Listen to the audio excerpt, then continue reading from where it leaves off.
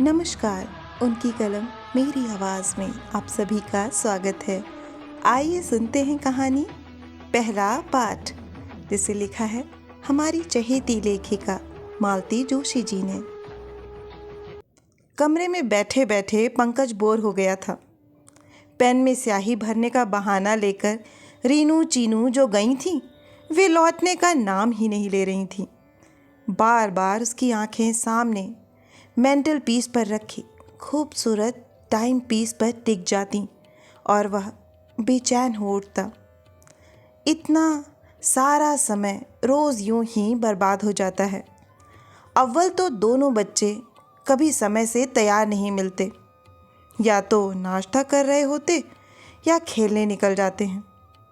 10-15 minute की प्रतीक्षा बहुत मामूली बात थी। कभी भाग्य से पंकज को वे कमरे में बैठी मिल भी जाती तो बीच ही में बुलावा आ जाता। कभी दर्जी से नाप दिलवाने के लिए, कभी डॉक्टर से चेकअप के लिए, या कभी सिर्फ किसी मेहमान से मिलवाने के लिए। उसे यहाँ आते 1 महीना हो चला है, पर उसे याद नहीं आता कि बच्चे कभी लगकर उससे 1 घंटा पढ़े हों। अक्सर एक ग्लानि सी अनुभव करता है वह, पर बाबूजी कहते हैं, तुम्हें क्या, तुम अपने काम से काम रखो। ट्यूशन कोई पढ़ने के लिए नहीं रखता भैया, यह तो फैशन है, फैशन।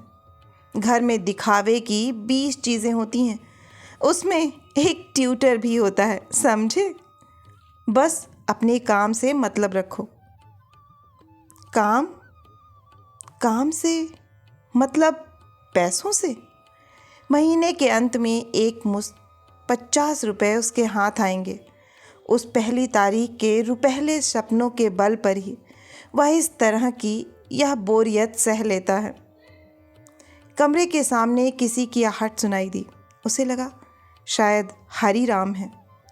वह आवाज़ देकर रीनू चीनू के लिए कहने ही वाला था कि साक्षात मालकिन यानी कि मिसेस लाल सामने प्रकट हो गई। उनका डील डॉल रौब दाब ही कुछ ऐसा था कि पंकज एकदम उठकर खड़ा हो गया। बाद में पछताता रहा कि उसे इतना विनम्र बनने की क्या ज़रूरत थी। वह उनका मातहत थोड़े ही है। वह तो एक शिक्षक है, आचार्य है, गुरु है। मास्टर जी, मिसेस लाल कड़कती आवाज़ में बोली, बच्चों को आज फिर डांट दिया आपने। मैंने कितनी बार मना किया है। एक क्षण के लिए पंकज सहम सा गया, पर दूसरे ही क्षण उसने अपने पर काबू पा लिया। उसे मालूम था दोनों लड़कियां पास ही कहीं कान लगाए खड़ी होंगी। उनके सामने वह अपनी किरकिरी नहीं होने देगा। अपनी आवाज़ को भरसक रौबदार बनाते हुए उसने कहा, होमवर्क नहीं करेंगी तो डांट तो खाएंगी ही। होमवर्क करवाया भी है आपने? वह गरजी। 2 दिन से स्कूल में बेचारों को पनिशमेंट मिल रही है, ऊपर से आप भी डांटते जा रहे हैं। मैं अपने होमवर्क के लिए डांट रहा था। स्कूल की पनिशमेंट का इससे कोई संबंध नहीं। आपके होमवर्क की कौन पूछ रहा है? स्कूल का काम क्यों नहीं हुआ, बतलाइए। या आप लड़कियों से ही पूछिए। स्कूल का काम करवाना मेरी ड्यूटी नहीं, वह अपने आप ही करना होता है। अगर अपने आप ही करना होता है तो फिर आपकी ज़रूरत ही क्या है? ठीक कह रही हैं आप, मेरी सचमुच कोई ज़रूरत नहीं है। नमस्कार। और सचमुच वह दनदनाता हुआ निकल आया। रास्ते भर सोचता रहा, समझते क्या हैं ये लोग। ट्यूटर ना हुआ, उनका घरेलू नौकर हो गया।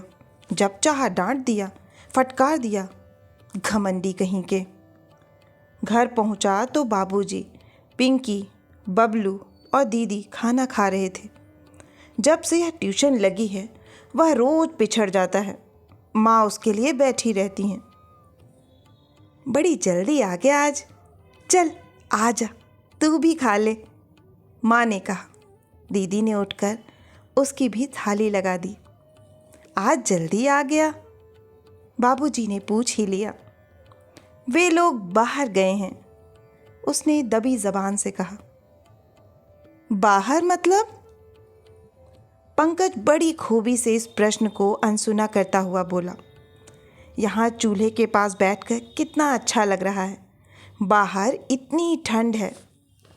ठंड तो है ही, साइकिल पर तो और भी ज़्यादा लगती होगी। तेरी ट्यूशन के पैसे मिल जाएं तो अपनी दीदी को ऊन ला देना, एक पूरी बाह का स्वेटर बुन देगी। हाफ में क्या दिसंबर की ठंड रुकती है? माँ ने कहा तो बाबूजी बोले, अब कब तो ऊन आएगा और कब वह बुना जाएगा, सीधे रेडीमेड ले आओ। 50 में रेडीमेड कहाँ से आएगा? दीदी फुसफुसाई। अरे आता है, मैंने देखा है। ये नेपाली लोग क्या स्टॉक रखे हुए हैं। पर बाबूजी को माँ ने बोलने ही नहीं दिया। मैं कह ही देती हूँ, नेपाली वेपाली नहीं चलेगा। एक वह पिछले साल लाकर दिया था, उसने एक दिन भी नहीं पहना। फिर बाबूजी ने आज के लड़कों की फैशन परस्ती पर लंबा भाषण दे डाला। पंकज चुपचाप सुनता हुआ खाना खाता रहा। ट्यूशन के 50 रुपए का तरह तरह से हिसाब होता रहा, पर उसने जानबूझकर इस चर्चा में जरा भी रस नहीं लिया। खाना खाकर हाथ धोने के बहाने वह आंगन में आ गया और बाबूजी के बाहर जाने की प्रतीक्षा में वहीं खड़ा रहा। माँ से आज की बात कहने का साहस संजोता रहा।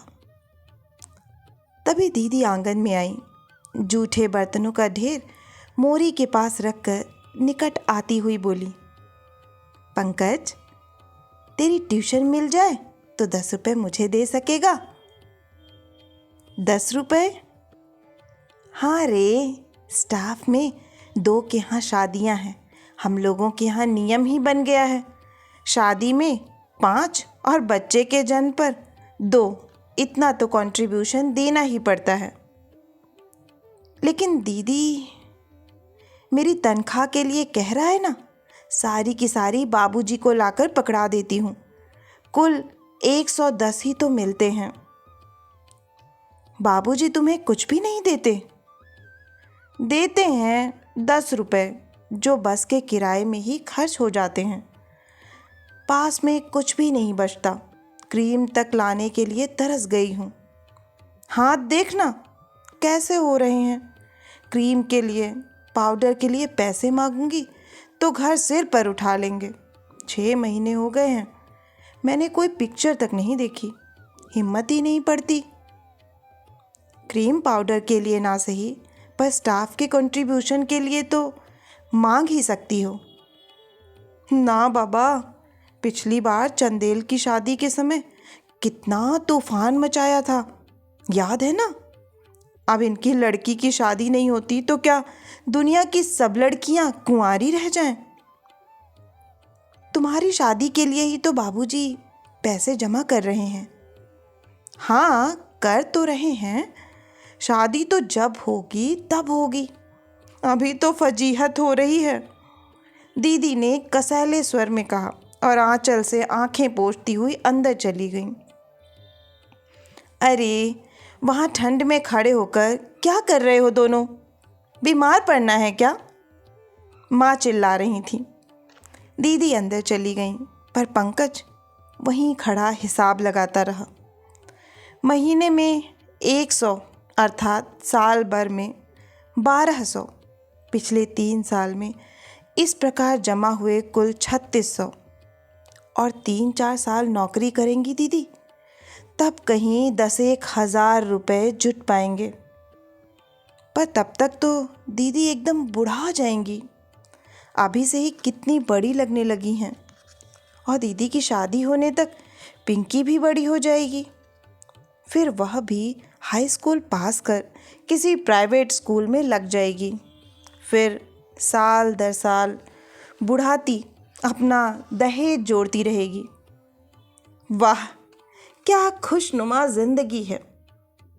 ट्यूशन छोड़ देने की बात उसने घर में किसी को नहीं बताई, हिम्मत ही ना पड़ी। वह रोज़ समय होते ही साइकिल उठाता और लाइब्रेरी में चला जाता। 1-2 घंटे वहाँ बिताकर घर चला आता। पहली तारीख आई और चली गई। ट्यूशन के पैसों के लिए घर में किसी ने नहीं पूछा। दीदी ठीक ही कह रही थी, वह लड़का है, उससे कोई हिसाब नहीं मांगेगा। फिर भी वह कोई माकूल सा बहाना तलाश करता रहा, लेकिन उसे अधिक सोच विचार नहीं करना पड़ा। उसके झूठ का भांडा अपने आप ही फूट गया। उस दिन लाइब्रेरी से लौटा ही था तो बाबूजी ने टोक दिया, कहाँ थे इतनी देर तक? उसकी तरफ से माँ ने ही उत्तर दे दिया, रोज रोज क्या नए सिरे से बताना होगा? ट्यूशन से आ रहा है बेचारा। तुम चुप रहो जी। बाबूजी दहाड़े, जैसी पट्टी पढ़ा देता है तुम मान लेती हो। मैं उतना बेवकूफ नहीं हूं। क्या पट्टी पढ़ाई, जरा सुनूं तो। जानती हो, हजरत पिछले 8 दिन से ट्यूशन छोड़े बैठे हैं। मुझे तो गोपाल बाबू ने आज बताया। वह इतने नाराज हो रहे थे, इतना गैर जिम्मेदार निकल जाएगा यह, उन्हें पता नहीं था। नहीं तो अपने बॉस के यहाँ तो नहीं लगवाते। बेचारों को इतना भला बुरा सुनना पड़ा है। क्यों रे? माँ ने सिर्फ इतना ही कहा, पर उन 2 शब्दों में केवल कौतूहल नहीं था, निराशा थी, दुख था। हाँ, मैंने छोड़ दिया है वहाँ जाना। इतना अपमान मैं बर्दाश्त नहीं कर सकता। ऐसा क्या अपमान किया है उन्होंने? क्या गाली दी है? अफसर आदमी है, थोड़ा मोड़ा कहते ही रहते हैं, सह लेना पड़ता है। We must learn to pocket the insult. आप सहन कीजिए, मैं नहीं सह सकता। मैं तो सहन करूँगा ही, करता ही आया हूँ, नहीं तो गृहस्थी की गाड़ी यहाँ तक कैसे खींच लाता। तुम राजा आदमी हो भाई, अकड़ सकते हो। मैं तो बोझा ढोने वाला मजदूर हूँ, मेरी औकात ही क्या है। बाबूजी पता नहीं कितनी देर इसी तरह बड़बड़ाते रहे। लगता था गोपाल बाबू ने उन्हें काफ़ी जलील किया है और अब वह अपना गुस्सा पंकज पर उतार रहे थे। 2 दिन तक घर का वातावरण बड़ा बुझा बुझा रहा। सब लोग उससे ऐसे कतरा रहे थे मानो उसने बहुत बड़ा अपराध कर डाला हो। पंकज अनजाने ही स्वयं को दोषी महसूस करने लगा था। दीदी की ओर देखने का भी उसमें साहस नहीं रह गया था। 5 तारीख को जैसे इस सहमे सहमे वातावरण में अचानक एक विस्फोट हो गया। उस दिन दीदी का वेतन मिला था। बाबूजी के दफ्तर से लौटते ही उन्होंने 100 का एक नोट उन्हें थमा दिया। एक हाथ में रुपए और दूसरे हाथ में चाय का कप लेकर बाबूजी दीदी को घूरते रहे। बोले कुछ नहीं, पर वह बुरी तरह सकपका गईं। हकलाती हुई बोली, वो 10 रुपये महीने की हम लोगों ने एक स्कीम स्टार्ट की है। इतना कांप रही थी दीदी कि उनसे ढंग से झूठ भी नहीं बोला गया। अपने आप ही सारा तय कर लिया तो फिर इसकी भी क्या ज़रूरत थी। और बाबूजी ने नोट फर्श पर ऐसी बेरहमी से फेंक दिया जैसे वह कागज का एक मामूली टुकड़ा हो।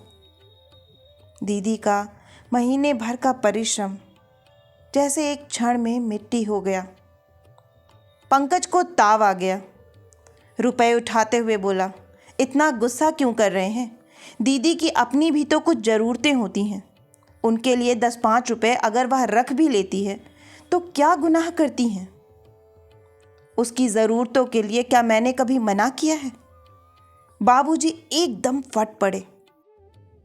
आगे उसे 10-5 रुपए देता रहता हूँ, अपने पास से देता हूँ। यह मत समझो कि उसकी सारी तनख्वाह डकार जाता हूँ। मुझे गौ माता की कसम है जो मैंने पाई भी छुई हो। लाना जी वो पासबुक जरा, हजरत अपनी आँखों से सारा हिसाब देख लें। गरीब हूँ, पर कमीन नहीं हूँ। 4 पैसे कमाने की तमीज़ नहीं है, हजरत मुझे अकल सिखाने चले हैं। इतना चीख चीख कर बोले जा रहे थे बाबूजी कि उनकी आवाज़ फटने लगी थी। पास पड़ोस के लोग झांक कर देखने लगे थे। इतनी शर्म आई पंकज को। जरा सी बात का इतना बड़ा कांड हो जाएगा, इसका उसे अनुमान नहीं था। दीदी की शक्ल तो ऐसी हो गई कि देखकर रोना आता था। अपने गर्जन तर्जन से जब संतुष्ट हो गए, तब बाबूजी पैरों में चप्पल डालकर बाहर निकल गए। घर में एकदम सन्नाटा छा गया। शाम से ही सब बिस्तरों में दुबक गए। माँ, दीदी, पंकज सब दम साधे पड़े थे, पर पिंकी और बबलू बार बार करवटें बदल रहे थे। दोनों का मुंह इतना सा निकल आया था। पंकज का मन एक साथ ही आक्रोश और करुणा से भर उठा। बेचारे बच्चों ने सुबह 10 बजे खाना खाया होगा। स्कूल से लौटकर केवल 1 कप चाय मिली होगी। बहुत हुआ तो बासी रोटी। नींद आए तो कैसे? पेट में तो चूहे कूद रहे होंगे। फल फूल, मेवा, मिठाई ना सही, 2 जून खाना तो ठीक से मिलना ही चाहिए इन्हें। वह तैश में आकर माँ के सामने खड़ा हो गया। माँ, खाना दो, भूख लगी है। माँ ने उसकी ओर ऐसी दृष्टि से देखा जैसे उसने कोई बहुत अशोभनीय बात कह दी हो। पंकज ने उस ओर ध्यान ही नहीं दिया। कठोर स्वर में बोला, दिन भर के भूखे हैं बच्चे, आपको उनका भी ख्याल नहीं है? बाबूजी का क्या है, उनकी तो जेब में पैसे होते हैं, कहीं भी चाय नमकीन पेट में डाल लेंगे, पर औरों का तो ख्याल कीजिए।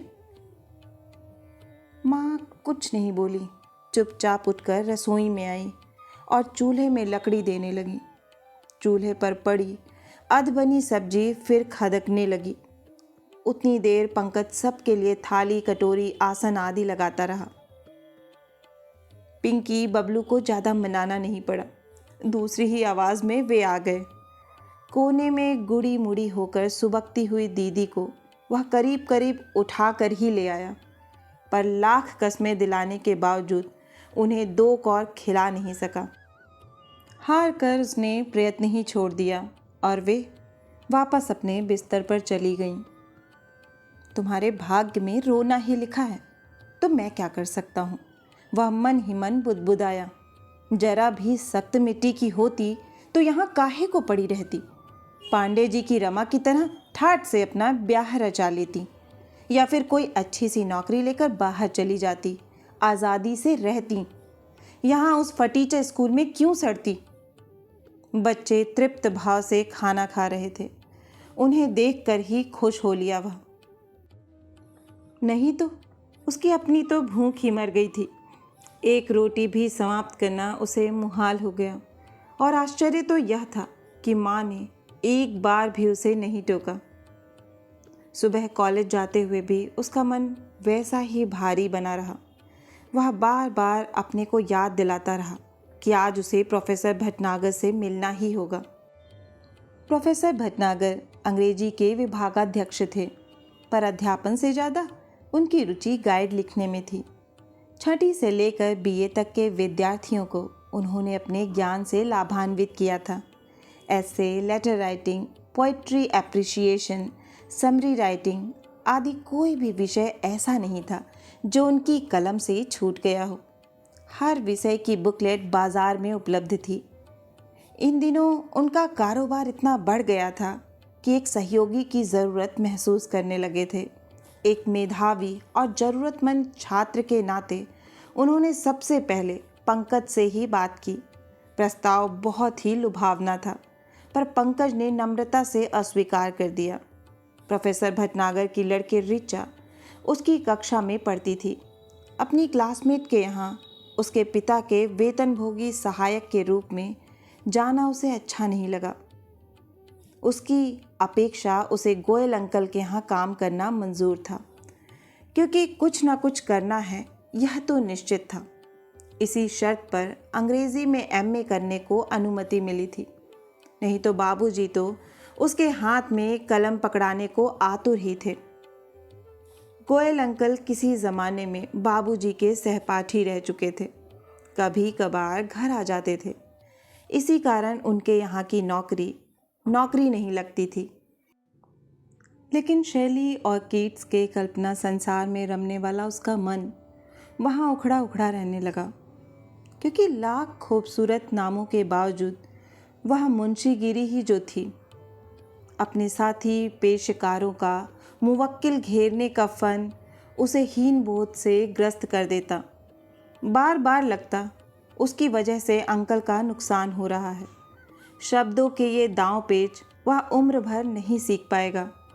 इससे तो कोई ट्यूशन ही कर लेता। और तब गोपाल बाबू उसके लिए यह नायाब ट्यूशन लाए थे।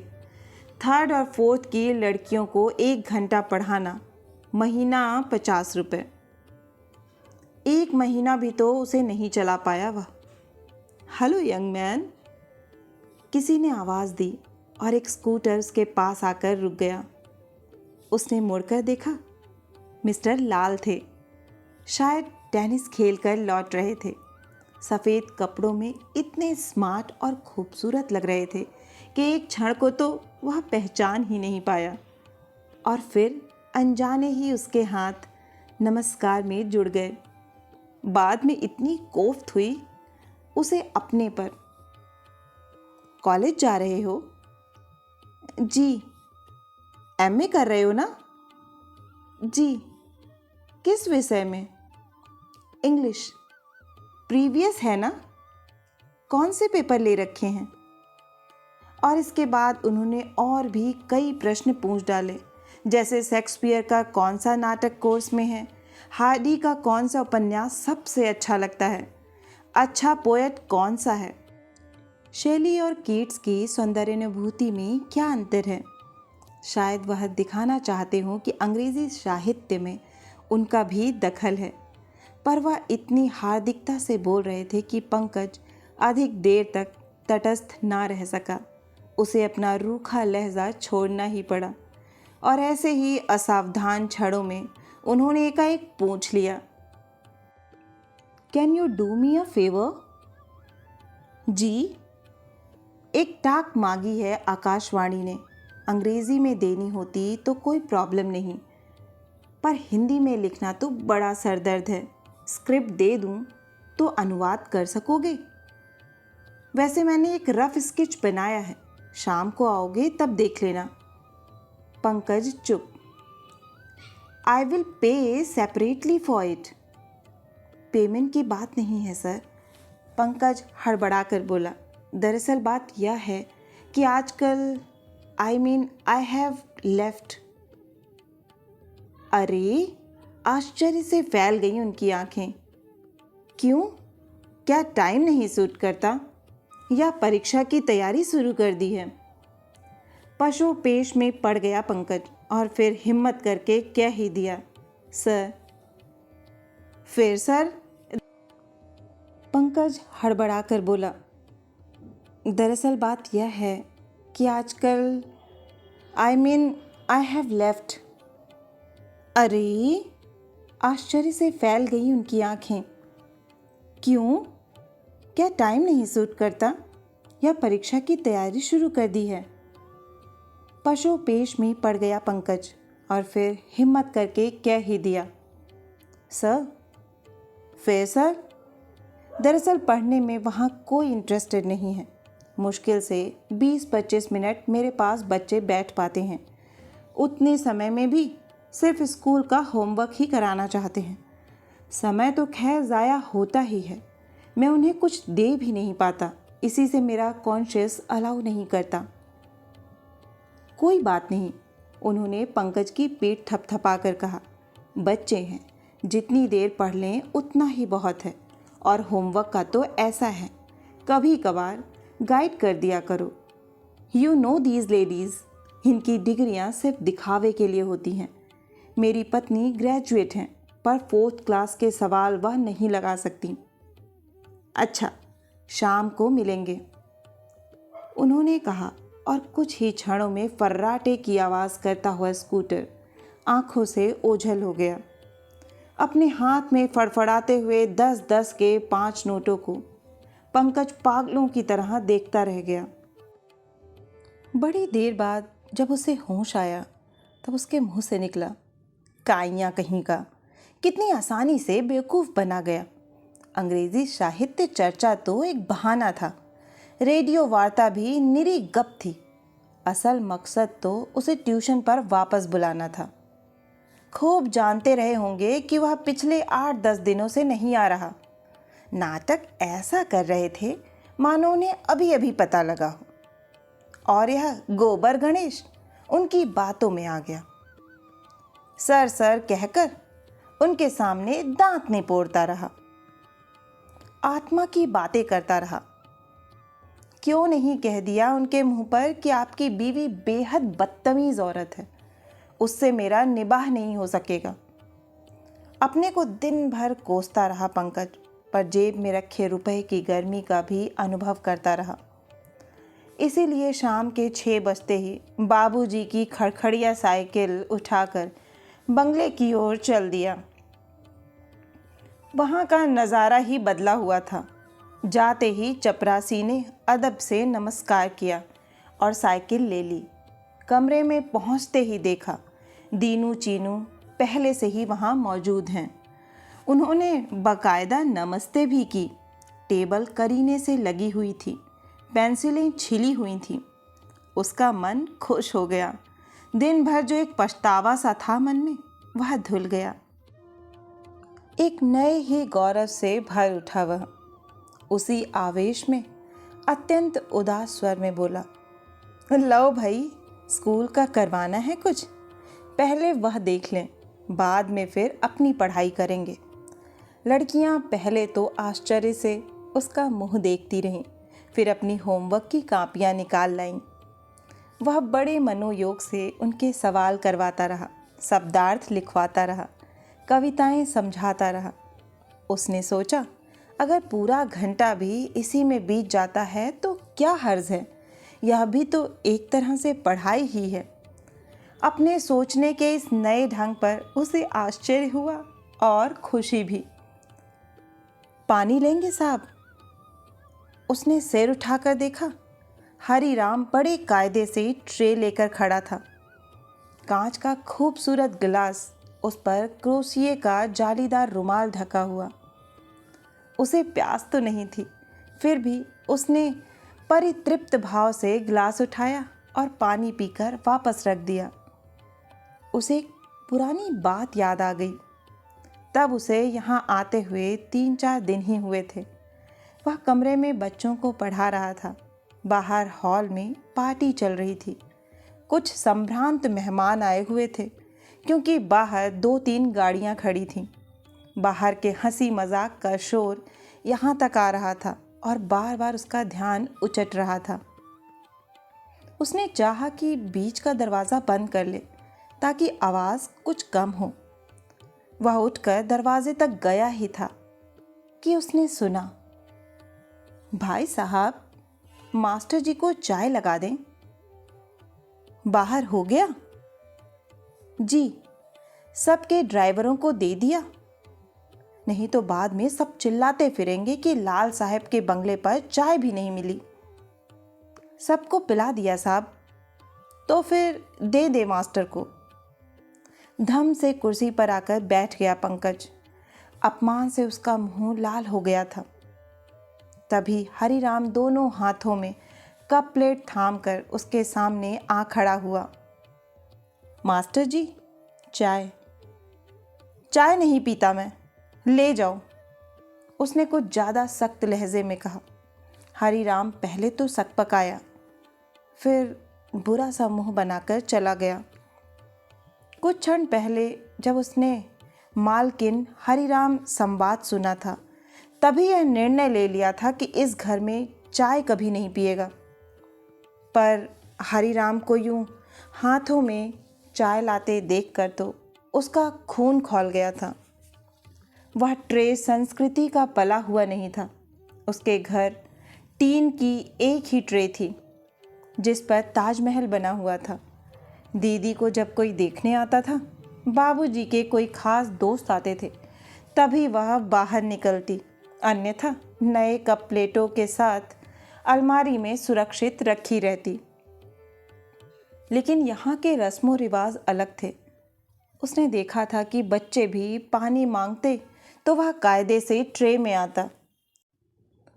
इसीलिए हरीराम जब हाथ में चाय लाया तब उसे अवज्ञा का भान हुआ और अपमान का यह शूल बहुत गहरे तक चुभ गया।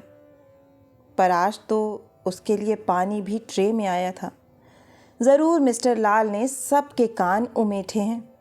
वह खुश हुए बिना नहीं रह सका। एक अनोखे दर्प से उसका चेहरा चमकने लगा। पढ़ाकर वह बाहर निकला तब भी उसकी चाल में एक आत्मविश्वास था, रौब था। हॉल में शायद कोई बैठा था।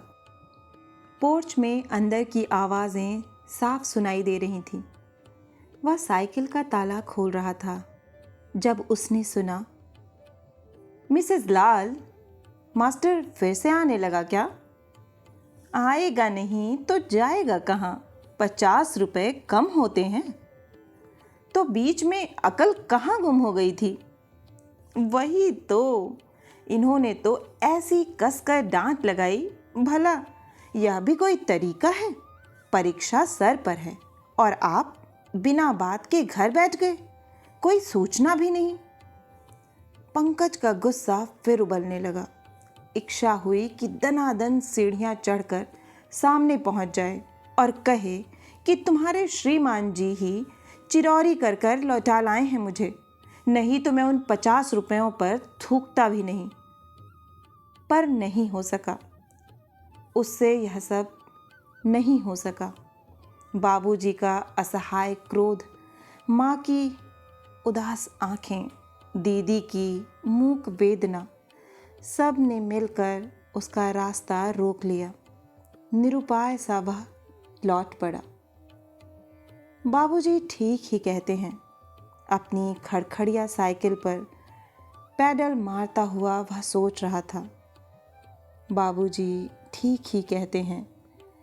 We must learn to pocket insult. Yes, we must. आशा है कि यह हृदय स्पर्शी कहानी आपको बहुत कुछ सिखा कर गई होगी और आपको बहुत ही पसंद आई होगी। अगर कहानी पसंद आई है तो मुझे प्रोत्साहित करने के लिए एक लाइक करें, अपनों के साथ शेयर करें, नीचे कमेंट बॉक्स में कमेंट करके बताएं कि आपको कहानी कैसी लगी। और अगर आप इस चैनल से जुड़ना चाहते हैं और इस पर नए हैं तो इसे सब्सक्राइब करना ना भूलें। फिर मिलती हूँ एक नई कहानी या कविता के साथ। तब तक के लिए आप सभी का कहानी सुनने के लिए बहुत बहुत धन्यवाद।